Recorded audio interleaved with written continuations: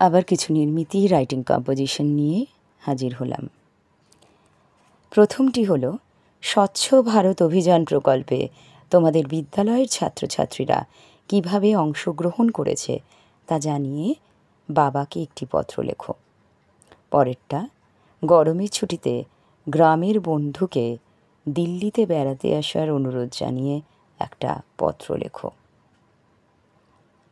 নিচের কয়েকটা অনুচ্ছেদের আলোচনা, যেগুলো প্রশ্নপত্রে তোমরা দেখো। তো আমি বলছি, ছাত্রজীবনের উপর বিজ্ঞাপনের কুপ্রভাব এবং তোমার ভাবনা। প্রকৃতি মানুষের বন্ধু, মানুষ প্রকৃতির শত্রু। তুমি কি মনে করো?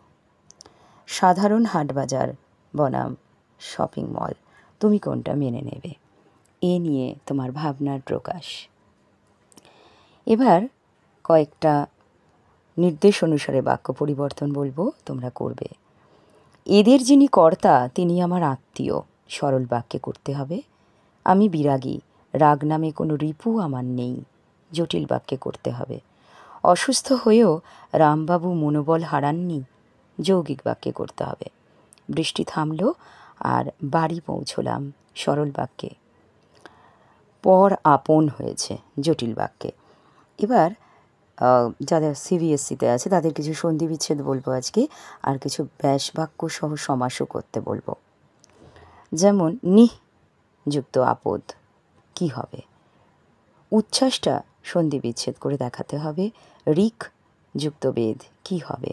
উদ্ধার সন্ধি বিচ্ছেদ করতে হবে। বাগদেবী আবিষ্কার, এগুলো সন্ধি বিচ্ছেদ করতে হবে। বৃষ যুক্ত তি কি হবে? এবার ব্যাস বাক্য সমাস। লজ্জা সরম, ঠাকুর মশাই, আজীবন, মন মাঝি, ডুগি তবলা, মহারাজ। তাহলে এগুলো বললাম যথেষ্ট অনুশীলন করার জন্য। এক এক করে অনুশীলন পর্ব সেরে নেবে। সবাই ভালো থাকবে। ধন্যবাদ।